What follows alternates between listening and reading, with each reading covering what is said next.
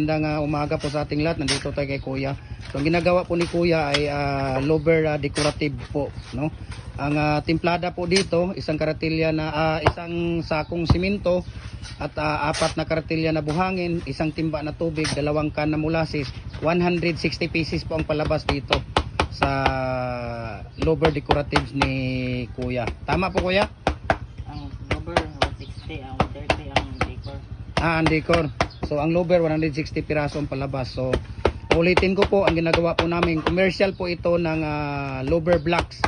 So ang timplada po dito, isang sako na simento, apat na karatilya na buhangin, isang timba na tubig, dalawang takalan na molasses, tapos 160 piraso po ang palabas niya. Ngayon, sa hindi pa nakapag-follow ng Facebook page natin, follow na po kayo. Jim Hardware ang Kukulamber, ang concrete products, Balulang branch. Jim Hardware ang Kukulamber, ang concrete products, Kanituan branch, at saka Jim Hardware ang Kukulamber, Tambo Makasandig branch, at sa ating personal Facebook account, Felix Tan Pagikan Jr., at saka sa ating YouTube channel, Felix Tan Pagikan Jr., at sa ating Instagram, Felix_Pagikan 2000.